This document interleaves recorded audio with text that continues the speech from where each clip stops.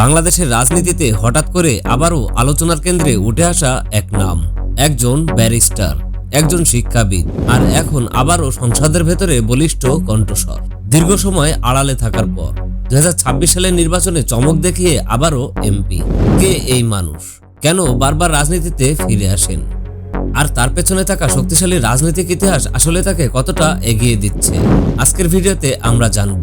ভোলা থেকে জাতীয় সংসদ পর্যন্ত আন্দালিব রহমান পার্থের সম্পূর্ণ অজানা গল্প। শেষ পর্যন্ত দেখুন, কারণ এই গল্পের শেষটাই সবচেয়ে বেশি অবাক করবে আপনাকে। হ্যালো বন্ধুরা, আমি আশিক জ্যাকি। ওয়েলকাম টু বায়োমোটিভেক্স, যেখানে আমরা তুলে ধরি বাস্তব জীবনের সফলতা, রাজনীতি আর অজানা গল্পের গভীর বিশ্লেষণ। চ্যানেলটি সাবস্ক্রাইব করে সাথে থাকুন, আর আজকের গল্পটা আপনাকে ভাবতে বাধ্য করবে। 1974 সালের 20 এপ্রিল ভোলা জেলার এক প্রভাবশালী পরিবারে জন্ম নেন আন্দালিব রহমান পার্থ। তার পরিবার শুধু ধনী বা সম্ভ্রান্তই ছিল না, তাদের ইতিহাস ছিল বহু পুরনো এবং শক্তিশালী সামাজিক অবস্থানের প্রতীক। তার পূর্বপুরুষদের শিকড় খুঁজে পাওয়া যায় আফগানিস্তানের গরমশির অঞ্চলে। সেখান থেকে মুঙ্গা খান নামের একজন ব্যক্তি এসে বসতি স্থাপন করেন। এই পরিবার পরে তালুকদার এবং শিকদার উপাধি অর্জন করে, যা ছিল তখনকার সময়ের ক্ষমতা ও প্রভাবের প্রতীক। পার্থের বাবা নাজির রহমান মঞ্জুর ছিলেন একজন মুক্তিযোদ্ধা, সাবেক মন্ত্রী এবং ঢাকা সিটি কর্পোরেশনের মেয়র, আর তার মা শেখ রেবা রহমান, যিনি বাংলাদেশের রাজনৈতিক ইতিহাসের অন্যতম গুরুত্বপূর্ণ পরিবারের সদস্য। এই পরিবারে জন্ম নেওয়ার অর্থ ছোটবেলা থেকে রাজনীতি, নেতৃত্ব আর দায়িত্বের সাথে পরিচিত হওয়া। ছোটবেলা থেকে পার্থ ছিলেন অনেক মেধাবী ও মনোযোগী ছাত্র।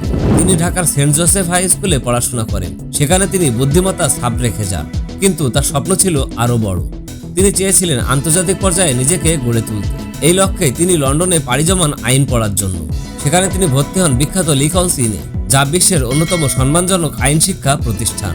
1997 সালে তিনি সফলভাবে বার অ্যাট ল সম্পন্ন করেন। এটা শুধু একটি ডিগ্রি ছিল না, এটা ছিল তার ভবিষ্যৎ নেতৃত্বের ভিত্তি। দেশে ফিরে পার্থ সরাসরি বড় মঞ্চে আসেননি, বরং তিনি শুরু করেন ধীরে ধীরে নিজেকে গড়ে তোলার মাধ্যমে।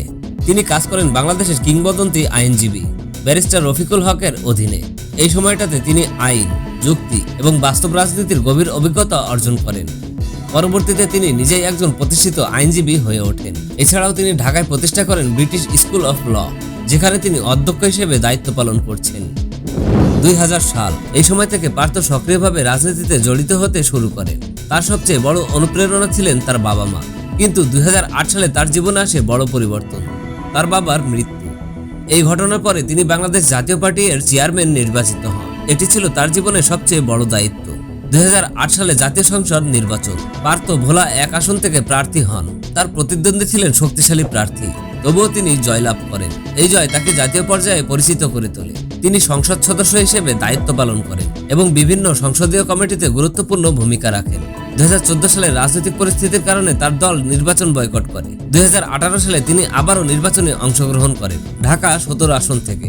এতে বোঝা যায় তিনি শুধু একটি এলাকার নেতা নন, বরং জাতীয় রাজনীতিতে নিজেকে প্রতিষ্ঠিত করতে চেয়েছেন।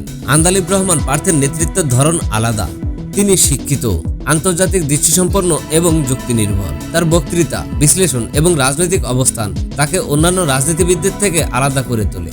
বর্তমানে আন্দালিব রহমান পার্থ বাংলাদেশের রাজনীতিতে আবারও শক্তভাবে ফিরে এসেছেন। 2026 সালে ত্রয়োদশ জাতীয় সংসদ নির্বাচনে ভোলা 1 আসন থেকে বিজয়ী হয়ে তিনি দ্বিতীয়বারের মতো সংসদ সদস্য হিসেবে দায়িত্ব পালন করছেন।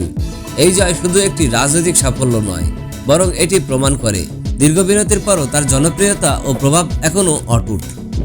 সংসদে তিনি সক্রিয় ভূমিকা রাখছেন, বিভিন্ন গুরুত্বপূর্ণ ইস্যুতে বক্তব্য রাখছেন এবং নিজেকে একজন শক্তিশালী কণ্ঠস্বর হিসেবে প্রতিষ্ঠিত করছেন। ভবিষ্যতের দিকে তাকালে অনেক রাজনৈতিক বিশ্লেষক মনে করেন আন্দালিব রহমান পার্থ সামনে আরও বড় নেতৃত্বের ভূমিকায় আসতে পারেন, কারণ তার আছে রাজনৈতিক ঐতিহ্য, আন্তর্জাতিক শিক্ষা এবং বাস্তব অভিজ্ঞতার এক শক্তিশালী সমন্বয়। এখন প্রশ্ন একটাই, তিনি কি ভবিষ্যতে বাংলাদেশের জাতীয় রাজনীতির অন্যতম বড় মুখ হয়ে উঠবেন? আপনার মতে আন্দালিব রহমান পার্থ কি বাংলাদেশের ভবিষ্যৎ নেতৃত্বের অন্যতম মুখ হতে পারেন? কমেন্টে আপনার মতামত জানান। আর এমন সত্য ও অনুপ্রেরণামূলক গল্প পেতে আমাদের চ্যানেলটি সাবস্ক্রাইব করুন। আজকের মতো এ পর্যন্তই। সকলে ভালো থাকবেন। আল্লাহ হাফেজ।